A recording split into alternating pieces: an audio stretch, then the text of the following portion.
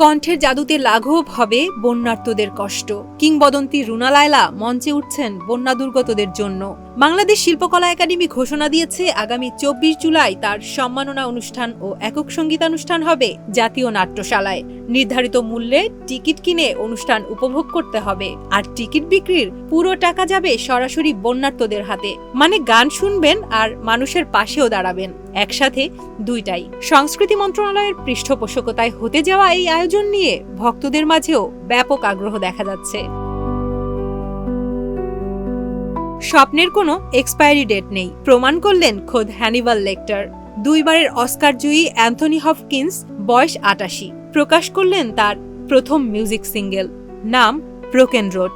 ৬ দশকের বেশি সময় ধরে লেখা তার নিজের অর্কেস্ট্রাল সুরের সংকলন থেকে নেওয়া এই গান। অবশেষে আগামী ২১ আগস্ট আসছে তার প্রথম অ্যালবাম, নাম লাইফ ইজ আ ড্রিম। বয়স যে শুধু একটা সংখ্যা মাত্র, তার চেয়ে বড় প্রমাণ আর কি হতে পারে। ২ বছর ধরে চুপচাপ লড়াই করে গেছেন এই মানুষটা, আর জানতেই পারিনি আমরা। জনপ্রিয় সুরকার ইব্রার টিপু কিডনি ক্যান্সারে আক্রান্ত। খবরটা সামনে এলো একটা ভাইরাল ভিডিও থেকে, যেখানে তার বদলে যাওয়া চেহারা দেখে চমকে ওঠেন সবাই। তার স্ত্রী সঙ্গীতশিল্পী বিন্দুকণা ফেসবুক লাইভে এসে জানান, বড় জটিল অস্ত্রোপচারের পর তিনি এখন ধীরে ধীরে সুস্থ হয়ে উঠছেন।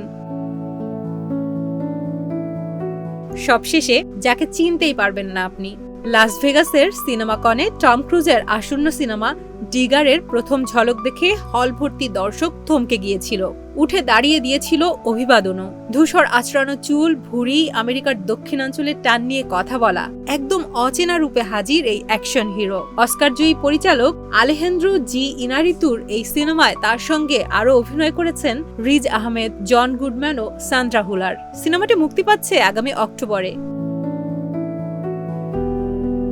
হাসি, কান্না, চমক সব একসাথে। আপনাদের কার কোন খবরটা সবচেয়ে বেশি ভালো লাগলো কমেন্টে জানাতে ভুলবেন না।